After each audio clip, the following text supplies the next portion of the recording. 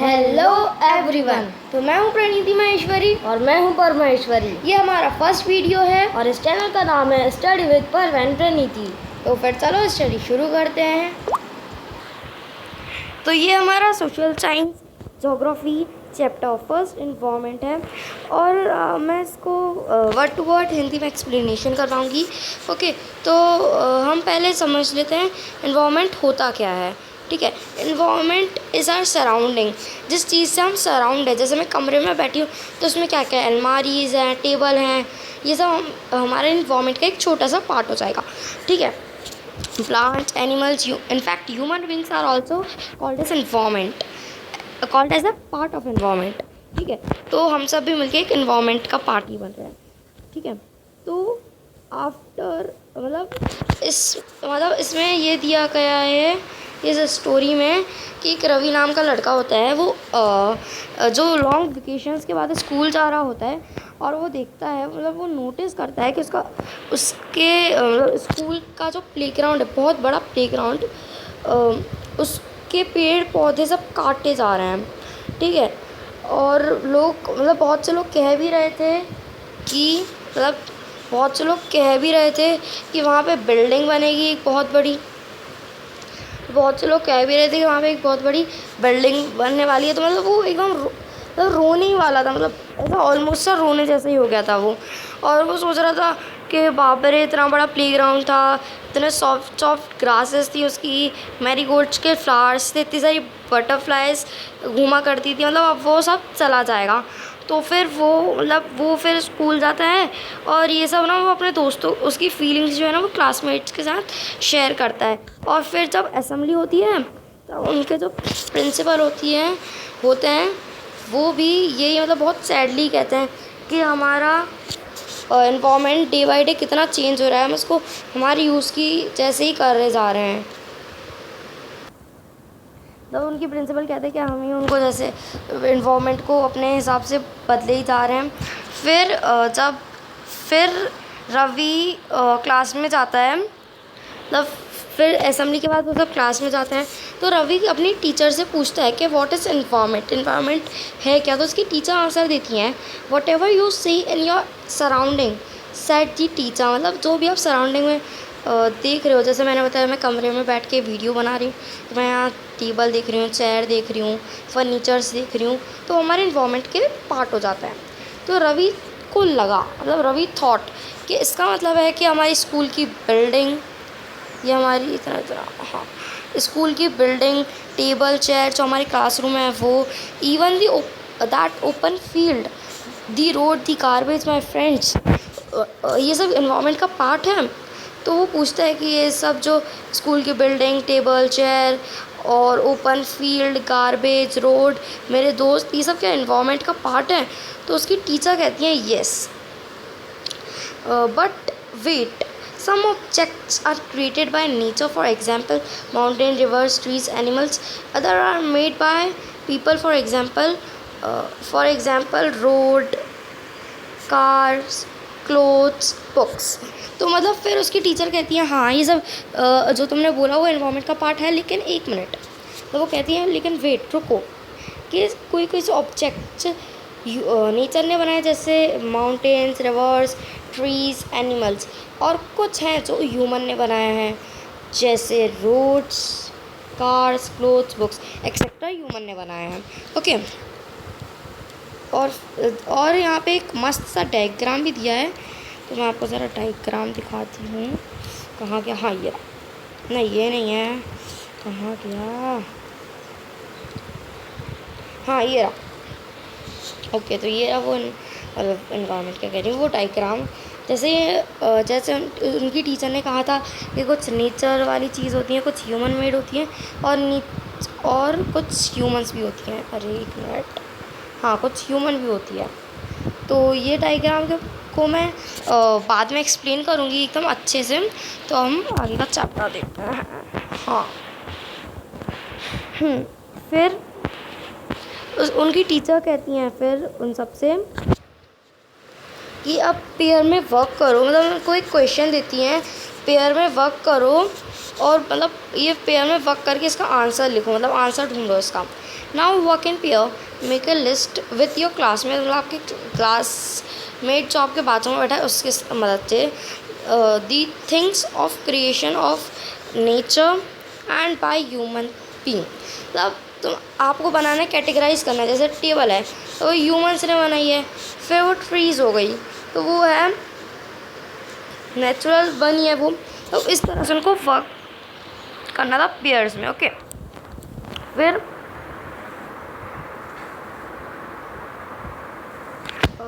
फिर हाँ, फिर वो बनाने लगते हैं। और रवि परमजीत, मतलब ये जो रवि है ना उसके सारे फ्रेंड होते हैं।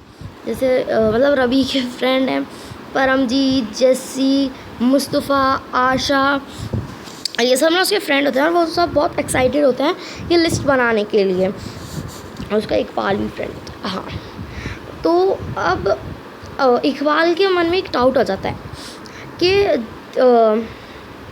इकबाल ने पूछता है कि मतलब इन्वामेंट अपना बदल क्यों रहा है, मतलब इन्वामेंट इतना बदला है, जैसे उनका प्लेग्राउंड भी इतना बदल गया, तो ऐसा हो क्यों रहा है।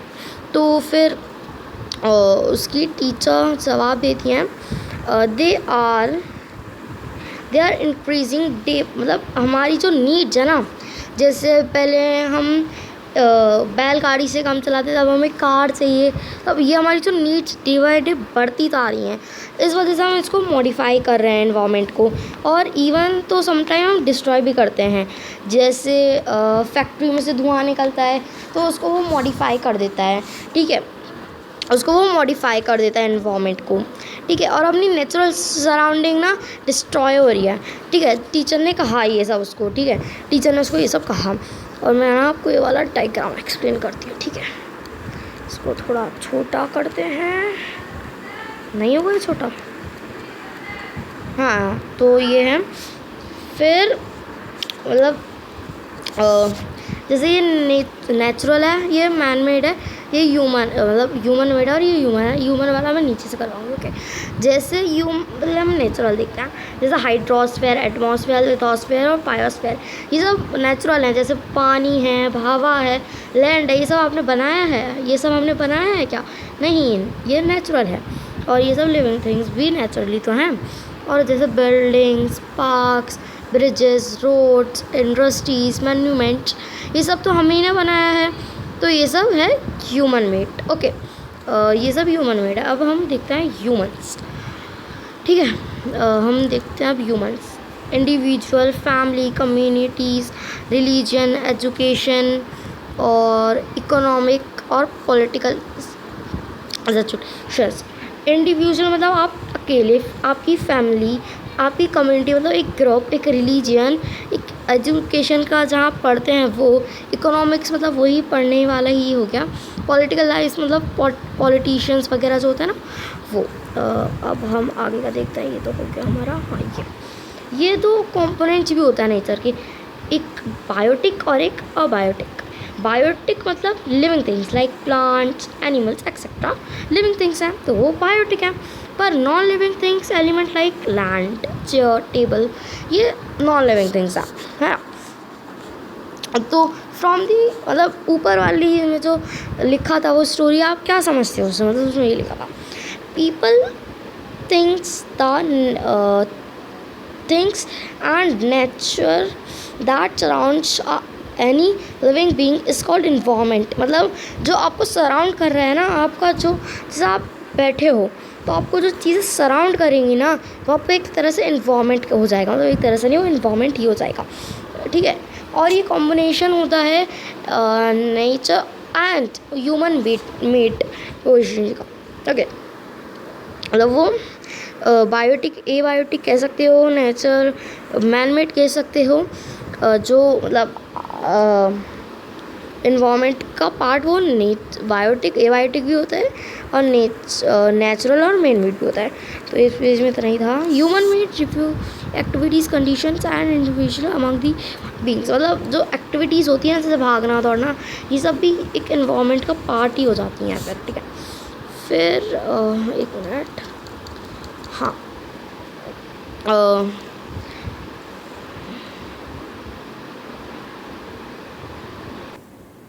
अब पढ़ते हैं नेचर एनवायरनमेंट।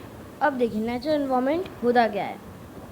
सबसे पहले land, water, air, plant, animal, ये मतलब ये नेचर एनवायरनमेंट है ना। लैंड, वाटर, ये सब तो हम बनाते नहीं है। हाँ, आप बोलो हम मतलब लैंड बनाते, तो हम लैंड नहीं बनाते, हम रोड्स बनाते, लैंड पे रोड बनाते, ठीक है। ये सब नेचर एनवायरनमेंट है। हम फैमिलियर हैं in meaning of lithosphere, hydrosphere और एटमॉस्फेयर। मतलब हमको पता है ये तीनों क्या होते हैं, हमने 6th क्लास में पढ़े थे चारों, है ना। तो हम इनके बारे में सम और फैक्ट्स पढ़ते हैं, थोड़े से और फैक्ट पढ़ते रहे, है ना। तो लिथोस्फीयर जो है वो सॉलिड क्रस्ट है, या फिर हम कह सकते हैं हार्ड टॉप लेयर है अर्थ की। ये रॉक और मिनरल से बना रहता है, और ये लेयर ऑफ थिन सॉइल, यानी सॉइल से कवर्ड रहता है, थिन सॉइल से, है ना। ये इनरेगुलर सरफेस मतलब ये अपना जो शेप है वो बदलता रहता है। जैसे माउंटेन है, मतलब माउंटेन है, फिर वो घिसता थोड़ा छोटा हो जाएगा, ऐसे वो शेप बदलते रहते हैं। तो इरेगुलर सरफेस जो होते हैं, है ना, तो वो उसमें माउंटेन्स, तो उसमें लिथोस्फीयर में बहुत सारे लैंडफॉर्म्स होते हैं, जैसे mountains, plateaus, plains, valleys etcetera, ठीक है। और जो लैंडफॉर्म होते हैं, है ना, वो कॉन्टिनेंट में भी पाए जाते हैं और ओशन फ्लोर में भी पाए जाते हैं, है ना। तो जो लिथोस्फीयर है वो एक ऐसा ही डोमेन है जो हमको forest, grassland for grazing, land for agriculture मतलब हमको खेती करने के लिए लैंड देता है। ह्यूमन सेटलमेंट, हम जहाँ पे घर बनाते हैं उसके लिए देता है ना। और ये सोर्स है एक मिनरल वेल्थ का, ठीक है। अब हम देखते हैं दूसरा, ये देखिए, ये है हमारा लिथोस्फीयर, जो ये पूरी लैंड है ना, ये पूरी हमारे लिथोस्फीयर है ना। अब देखते हैं हाइड्रोस्फीयर। तो जो हाइड्रोस्फीयर है ये एक ऐसा डोमेन है जो पानी को रेफर करता है, जो वाटर को रेफर करता है ना। इसमें सारे जितने सोर्स होता है ना पानी के, वाटर के, सब आ जाते हैं, जैसे river, lake, seas, ocean etcetera, है ना, पॉन्ड्स।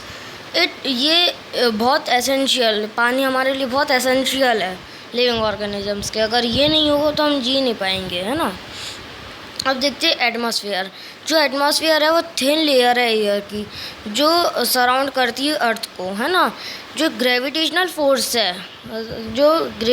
फोर्स है अर्थ का, वो एटमॉस्फेयर को होल्ड करके, एयर को होल्ड करके रखती है, और ये हमको प्रोटेक्ट करता है। एक मिनट, हाँ,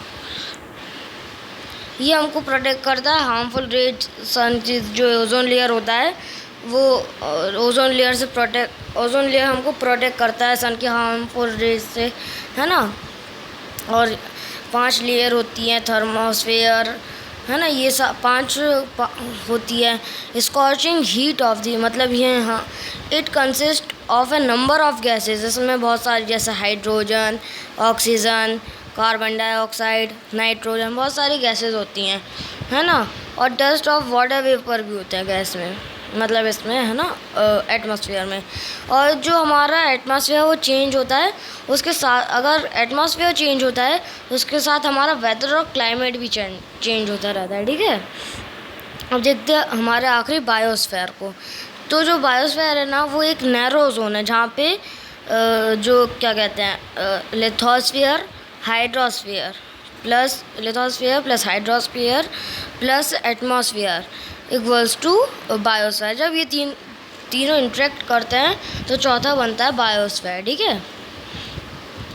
और ये प्लांट और एनिमल किंगडम, जहाँ पे वो रहते हैं प्लांट और एनिमल, उसको भी मतलब उसको भी अपने अंदर लेता है ना। व्हाट इज़ इकोसिस्टम, मतलब ये एक रवि की क्लास की एक और कहानी है कि रवि एक एनसीसी कैंप में गया होता है अपने क्लासमेट्स के साथ, और वो अटेंडिंग एनसीसी कैंप, है ना।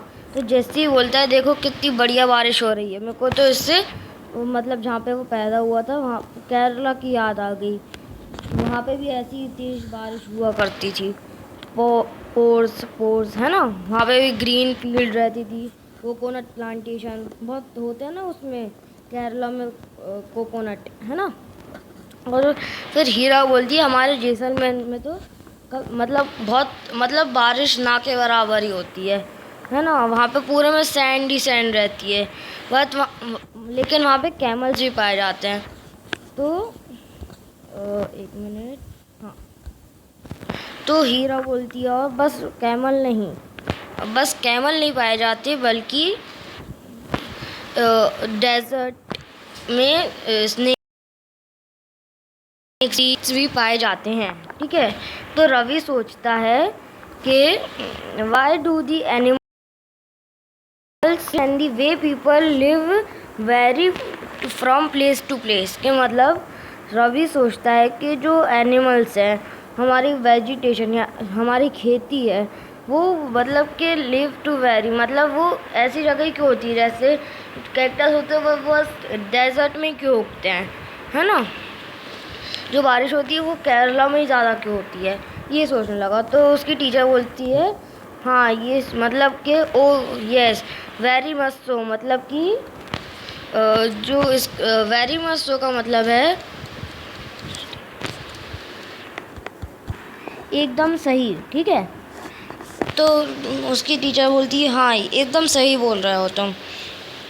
तो वो मतलब कि all plants, animals and human beings depend on their immediate surrounding. Often they are also independent on each other. मतलब कि जो plants है, animals है, human being है, वो मतलब एक दूसरे के ऊपर डिपेंड रहते हैं अपने इमीडिएट सराउंडिंग के, है ना, सराउंडिंग पे।